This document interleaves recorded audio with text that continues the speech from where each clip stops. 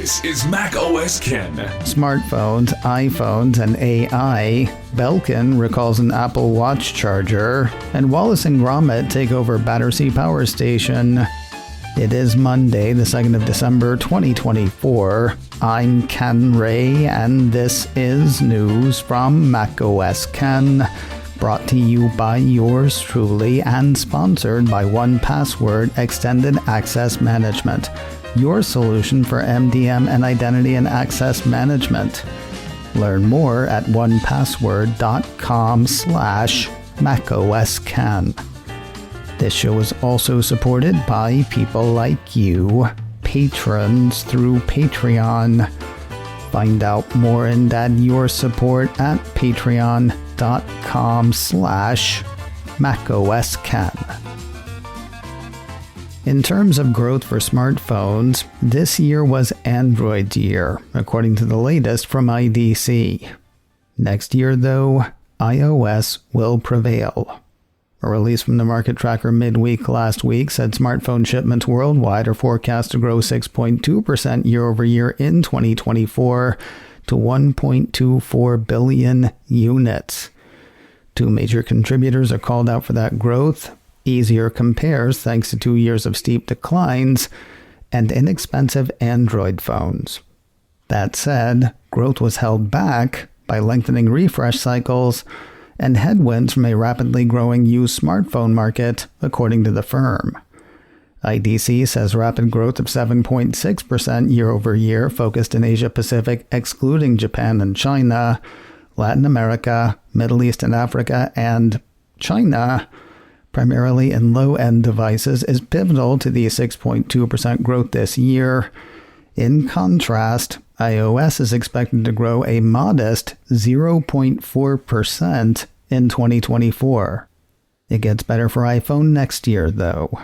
Looking ahead to 2025, the market anticipator says the tides will turn, as iOS is expected to grow by 3.1% year-over-year, outpacing Android's forecasted 1.7% growth over the same period.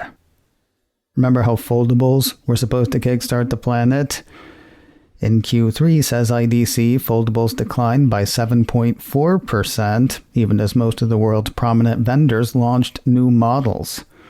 While the firm expects to see double-digit growth for that category through 2028, it also says the pace of growth is slowing down as Chinese vendors, who are driving the foldable segment, are realigning focus and investments towards generative AI smartphones. Durability concerns and lack of unique use cases are also dampening foldable growth. Oh yeah, generative AI, the next thing that's supposed to kickstart the planet. IDC Senior Research Director Nabila Popel says, we're not quite there yet. Quoting the director, while we continue to believe generative AI will revolutionize the user experience in the years to come, more investments are needed to increase consumer awareness and introduce a must-have feature that will rush consumers to the store and create that super cycle which everyone is waiting for. For now, Popel and Pals think generative AI will stay a premium phone thing, though it will keep moving down in price tiers. That should lead to 70% of smartphones on the market being generative AI enabled by 2028. Sort of seeming to agree with IDC is Wedbush analyst Daniel Ives. Apple 3.0 ran part of a note he wrote on Black Friday. According to that, this will be a multi-year AI journey that will define the future for Apple with its next-generation chip architecture, hardware releases, and future iPhone models built around the AI foundation that many consumers will ultimately embrace. Yes, he is talking about Apple specifically, but that sort of sounds like what IDC was saying about smartphones and AI in general. Taking the naysayers and iPhone haters to task, Ives argues that Apple bears have miscalculated three very important dynamics of the Apple story. 1. Unmatched installed base of over 2 billion iOS devices and 1.5 billion iPhones, with roughly 300 million iPhones in the window of upgrade opportunity. 2. Services business worth $2 trillion of valuation, which is increasing its monetization of the consumer base. And 3. Consumer AI will go through Apple's ecosystem, with over 20% of the world's population ultimately interacting with AI on an Apple device in the next few years. While that may have technically started with iOS 18.1, it really gets going with iOS 18.2 in Ive's estimation. According to the analyst, 18.2 is a much more important AI release, as this update will include Genmoji, front and center ChatGPT integration with Siri, visual intelligence, image playground, and other AI features. Mr. Ives has an outperform rating on Apple's shares. His price target on the shares is a street high, $300. Black Friday was a troublesome Friday for the University Village Apple Store in Seattle, Washington. Apple Insider says the Cupertino company had to close the store early on the nation's busiest shopping day of the year. This after protesters blocked access to the location. Video shows between 6 and 8 protesters at the scene, according to the report. Comments from one indicate that they were primarily concerned with Apple's alleged use of conflict minerals originating in the Democratic Republic of Congo. Apple has raised the trade-in values on iPads in the U.S. The increases are not a lot, but they're not nothing. According to the site, max trade-in value for an iPad Pro is now $550, up $35. iPad Air is $275, up $5. iPad is $190, up $5. And iPad Mini is $215, up $5. More info on those devices, as well as the rest of Apple's trade-in offers, is available on Apple's site. If you've got one of Belkin's Boost Charge Pro Fast Wireless Charger for Apple Watch Plus Power Bank 10K units, you should stop using it. Like now. A piece from Cult of Mac says it is one of the few power banks on the market that can wirelessly fast charge an Apple Watch. Problem is, it can also catch things on fire. The Cult says this is a voluntary product recall for model number BDP005. Belkin says that model has a manufacturing defect that could cause the portable wireless battery charger's lithium cell component to overheat, which could cause things to catch fire. Thankfully, no injuries have been reported. No other Belkin products are affected, according to the piece. To get a refund, Cult of Mac says users must file a recall form available on Belkin's site.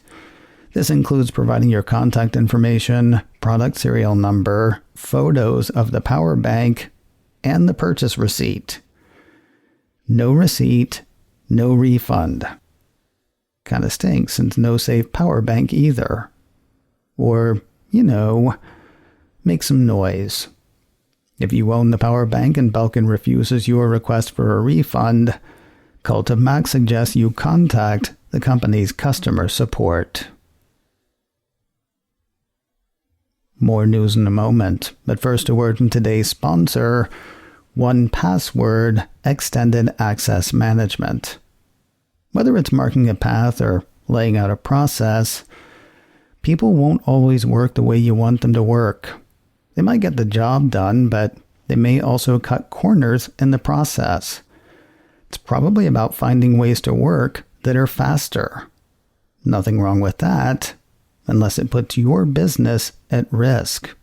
Using devices that haven't been vetted, running apps IT can't keep an eye on, perhaps employing an ID made for a contractor who quit who knows how long ago.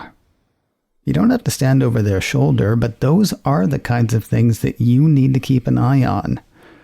And that is what 1Password Extended Access Management is for.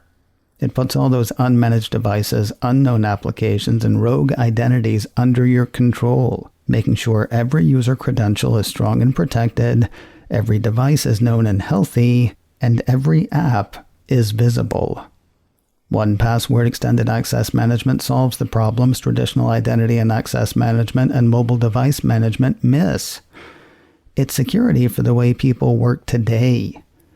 It's available now to companies with Okta and Microsoft Entra and in beta for Google Workspace customers.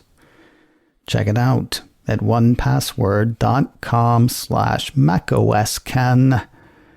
That is the number 1, onepassword.com/macOSken. Apple's adding more office space in the Big Apple. A piece from Apple Insider has the Cupertino company occupying 10 or 11 floors of 11 Penn Plaza. The company's actually had 5 or 6 floors in the building since 2020, though it's growing its presence now, taking over office space that had been occupied by Macy's. The piece says it's unclear what exactly the company is doing with the offices. Coming soon to Apple TV Plus and probably from it, a Christmas special and a podcast. Hitting the podcast first, 9 to 5 Mac has word of a companion podcast for the Apple TV Plus dystopian workplace drama Severance, hosted by producer-director Ben Stiller and show lead Adam Scott.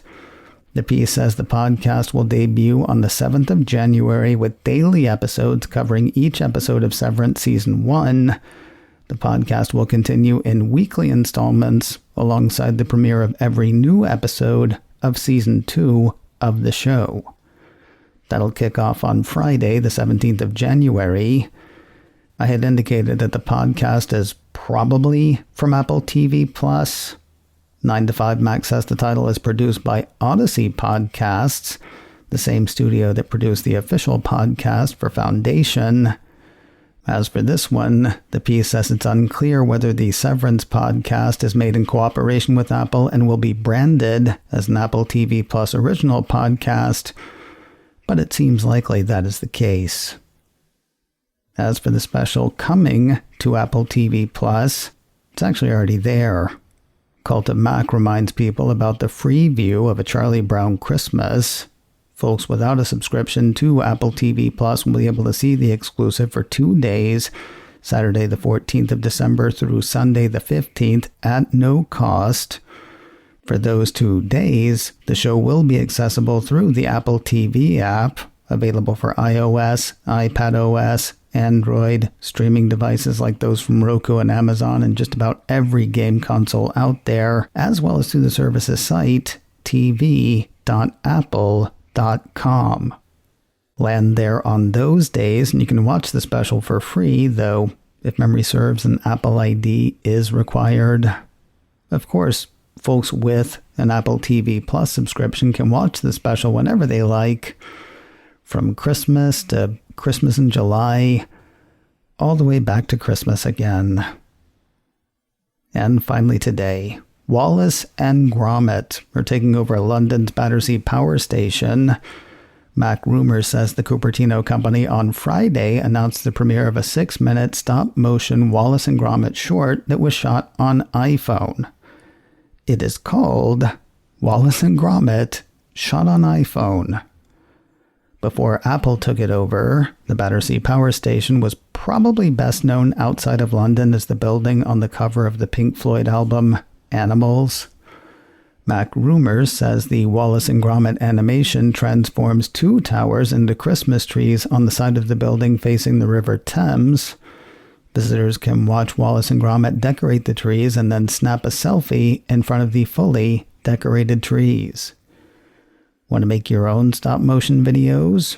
There is an app for that put out by Aardman, the animation studio that created Wallace and Gromit. That's featured in a video on making your own animations, along with a video on the making of the short. Both of those are up now on YouTube. If you're in the London area, the 6-minute Wallace and Gromit video will hit the side of Battersea Power Station every day from 5 p.m. to 10:30 between now and New Year's Eve. macOS Ken, brought to you by me and sponsored by 1Password Extended Access Management. Learn more at onepassword.com/macOSken. This show is also supported by people like you, patrons through Patreon. Find out more and add your support at patreon.com/MacOSKen.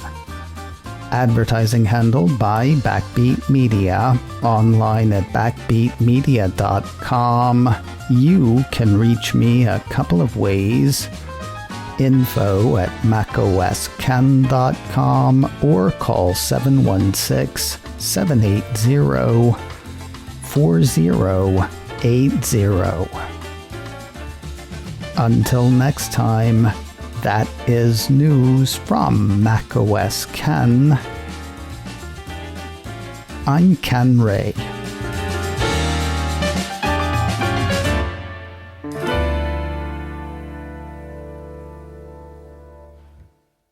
Ciao.